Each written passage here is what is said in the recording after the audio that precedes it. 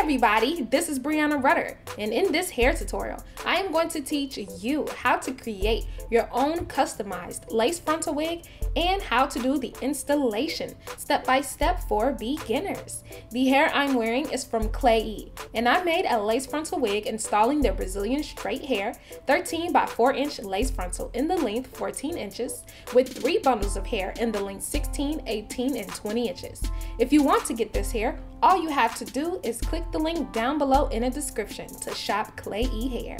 As you can tell, this is the box that they've sent my hair in, and of course they made this for your beauty. So what I'm going to do is open it up to show you how the hair looked once I received it. As you see, they gave me a free package of eyelashes that you can use when you're actually doing your makeup, as well as the hair, which is the bundles and the frontal. So it comes in a very clear package to keep the hair very neat and static free.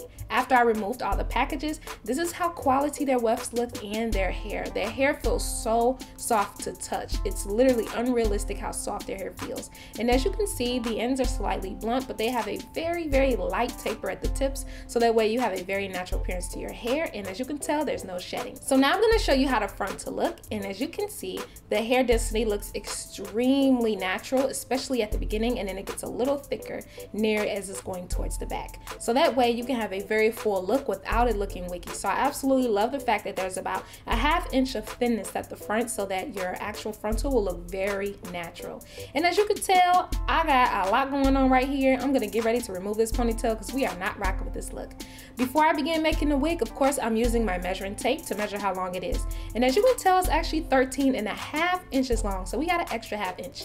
And my measurement across the front of my head is 13 inches. So what I need to do to make sure that this frontal is a perfect fit is that I need to remove a ½ inch on both sides of my frontal. Now you don't have to do this if you don't want to. It's perfectly okay if you have a little bit of your frontal that kind of goes behind your ears. But for our perfectionists out there, you want to go ahead and measure from ear to ear to make sure that it's a perfect fit before making your wig. So now what I'm going to do is show you some of the supplies. I'm going to be using T-pins, scissors, a wig cap, and I'm also going to be using needle and thread to actually sew down my hair onto my wig cap. Make sure that you're using curved needles so that it's very easy for the needle to go in and out of the wig cap when you're stitching. And wig pins helps your wig to stay down, and nylon sewing thread is the best. So now to begin stitching our wig, the very first thing you want to make sure you do before you begin sewing is that you pin down the front of your frontal. Also make sure that the dome head you're stitching your extensions on is the same size as your head, because you're either going to have a wig that's too small or a wig that's too big if it is not the circumference of your head. The circumference is the distance around your entire head. For me, it's a little bit close to 23 inches, so my exact measurement is about 22.5. So I'm using a 23-inch circumference wig cap, or wig head actually, to make sure that the wig is the exact size of my head, which is a little bit of room, so that way it's not super tight to my head. As you can see, that's how you want your frontal to look. And now we're getting to the point where we're going to start sewing the extensions. And because this may or may not be your first time, since this video is for beginners, I highly suggest that you watch this multiple times, especially when you're making your wig. It's super important. So what I'm doing is I'm going to be sewing this entire wig doing the 2-track method. So what I did is I actually secured the beginning of the extensions with my needle and thread, and I'm going to go ahead and begin stitching it down.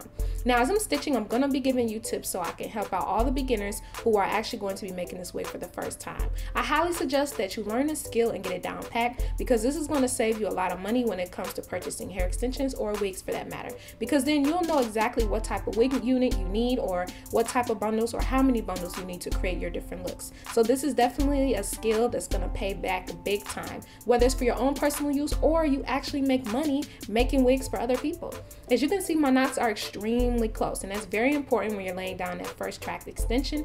And then as you continue to stitch along, you can skip about a space of about ½ an inch to about ¼ an inch in between stitches or knots, so that way you don't have to add a bunch of knots as you're making your wig. But the closer your knots, the longer your wig lasts. So now we're getting to the point where we're having to go back to the opposite direction, and I absolutely love doing the flip over method, and that's what I'm demonstrating here as I'm pointing to you how you want the extensions to go back. The flip over method is important when making your wigs because it gives you the best longevity out of your bundles. Especially when you're using these clayey bundles, they're extremely high quality. So you don't want to cut through your weft, causing your extensions to shed, because if you cause your extensions to shed, it causes the bundles to actually lose more hair over time. You don't need to cut through your hair extensions.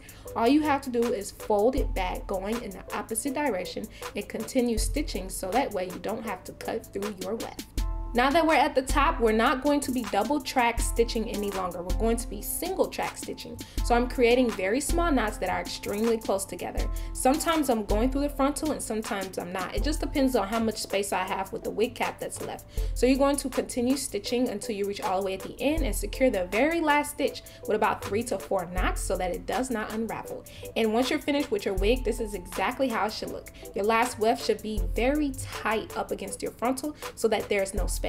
And you want one track at the very end of sewing your extensions so that it's very flat at the top. You don't want 2 tracks at the top as your very last row. I suggest that you cut about a little bit more space. So anywhere from about 1/4 inch to a little longer is the space you want left on your cap when you're cutting it. So that way you don't accidentally cut your knots. So as you can see, if I would have cut it a little bit longer, it would have been perfect, but it's still fine. I did not cut any knots whatsoever.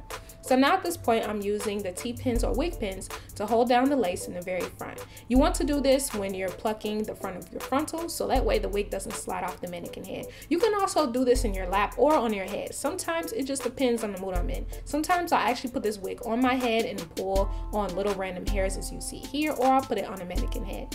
Now, as you can see, the frontal actually looks extremely natural, but I'm only plucking some of the hairs so that I can add a little bit of randomness to the hairline because it's literally like stitched perfectly, meaning that the hair is just too perfect going all the way around. And our natural hairline has some areas that are just a little bit thinner and a little bit thicker. So I'm just plucking hairs as I see fit based on how I envision it for it to look against my hairline. So you can choose to wear it as is, but it may look a little bit wiggy on you. It definitely depends on how your hairline already looks. So I highly suggest that you do a little bit of customization so that you can get your most natural appearance. And as you can see, this is for beginners. I am not bleaching the lace. I am not tinting it or doing anything like that. I'm showing you a very easy way to just manipulate your hair just a little bit so that you can make your wig look extremely natural and realistic. Now at this point, I'm just going to be pinning down the back of my hair with a few bobby pins. But when you're going to be wearing your wig for a long time, meaning a week or longer, I highly suggest that you braid down your hair because it helps keep your hair better protected when you're wearing your wig instead of having your hair just loose and slicked back. So now we're going to use these 2 products to actually mold a cap down to our hairline. So as you see, I'm only applying a little bit of gel. The gel is called Got To Be Glue, and the hairspray I will be using is also called Got To Be Glue. But these products are not glue products, and I don't suggest that you use glue on your hair because it can cause breakage and damage, and you have to use different types of products to safely remove it. Since you are a beginner, I highly suggest that you follow these tips so that you can have a very flawless look to your wig. And like I said, come back and watch this again, especially when you're actually sitting down and making your wig so that it can turn out perfect. So I'm just spraying a very thin line of some hairspray onto my hairline, and then I put my cap on. Now in the past, I used to put the cap on first, and then I used to put the product on top of the cap, but I noticed I had to use a lot more product than I necessarily needed to. Now I'm just using the pick of the comb, and I'm doing 2 things right now. I'm smoothing my hair back under the cap, and I'm also smoothing the product into the cap, so that way I have a very firm actual appearance along the hairline when I dry it down with my blow dryer. After I finish drying it, I'm simply just going to use some regular scissors, and I'm just going to trim off the cap in the very front. Now, it's important that as you're trimming, you don't get too close to the glue. You want to save just a little bit of space because you don't want to accidentally cut your skin or cut the hair. I mean, it gets pretty like molded down extremely flat. So just only cut the cap that's already easy to cut, and then you can go in further and you can cut off the little bits that are still sticking up, or you could just put a little bit of gel and smooth it down. This is how the underside of the frontal looks, and I'm getting ready to put it on my head so I can show you how you want to mold it down to your head. Now that we have our cap molded, now it's time to mold down our frontal. So really quick, I barely did any editing at this point because I just want you to see nothing magical happens here. All I do is slip the wig on my head. I start at the back, and then once I get it positioned in the back, I just grab the front and I just pull it forward. So many of you comment every time I edit that part out of me putting it on my head. You're saying, what tips did you leave out? I felt like like you left out something. I didn't, I just slid it on my head, that's it. Now at this point, I'm going to actually use clips to clip my hair back so that I can cut the lace to customize it to my hairline. Now you can do this before if you want to, if you know the exact shape you want your lace to be, but I highly suggest that you put the wig on your head and then remove the lace, because in some areas, as you're going to notice on my sides especially, I have extra lace that I'm putting there, and I'll explain to you a little bit why. Some people like to cut that extra lace off, as you can see, but it serves a purpose for me. So the reason why I like to have the extra lace is because I noticed that when I don't, I have to over pluck my frontal so that way it can contour to go down a little bit. The sideburns of my hair kind of go down a little more than normal, meaning that I don't have a perfectly contoured hairline that goes straight from ear to ear. It kind of tends to go down further near my ear. Now at this point, I'm using the end of the comb and I'm putting glue underneath the lace so that I can dry down the front of my frontal without having any lift. And this brush is clutch in preventing you from burning your ears off, okay? So now I'm going to go ahead and start working on the other side as well, putting just a little bit of glue underneath. Now at times you will notice that I'm also going to use hairspray to spray in some areas, and that's if I notice that it's just a little bit dry or I can tell it keeps lifting and I need extra hold. So I put the spray directly up to the lace. I spray through the lace so that it can seep through, and then I continue drying my blow dryer. So as you can see, this is not a good look. It looks like I have no hair in the area. So in order to fix that, which is what I always do now with my frontals, is I actually cut off a little bit of hair and I use water and hairspray to slick down those baby hairs on the sides. Now I tend to not like baby hairs in the very front of my hair. I don't like to cut any off because I already have small forehead space, but I noticed that near my sideburns I have to cut baby hair so that it can look very natural.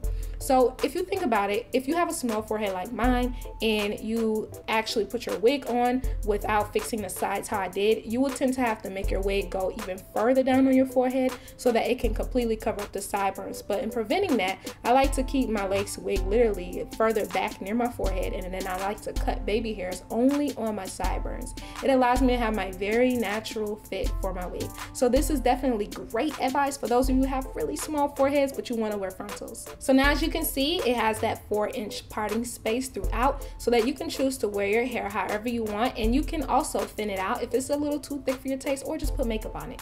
So now this is like the laziest way that you can style your hair. I'm literally using a flat iron, and I'm showing you very quick that I literally only curled my hair in about 2 to 3 minutes. I'm just gliding big chunks of hair through, and I'm flipping my wrist underneath so I have a very slight curl near the end. Now because I curled my hair forward, it added extra volume at the top of my hair. As you can see, it's pretty lifted at the top. So you want to curl your hair going forward in order to create that effect. And then I'm just running my fingers through and finding random pieces that just needs a little bit of curl at the end. So now to finish off this look, I'm using a hot comb and I'm kind of bumping up the front near the hairline so that I can make the hair near my hairline extremely flat, and also so I can add a little extra lift. So then I add a little bit of hairspray so that I can tie it in all together, and as you can see, this hairstyle is finished. And also, if you watched this far, let me know in the comments what's your favorite go-to hairstyle to wear. I want to start doing tutorials on how to do certain styles in less time and at a more affordable price. So let me know in the comments what hairstyles you want me to do next. Thank y'all so much for watching my custom lace frontal wig and installation tutorial. Give me a big thumbs up and comment down below any hairstyles you want to see next. Click the bell for notifications so that you don't miss my new videos. See y'all later. Bye bye.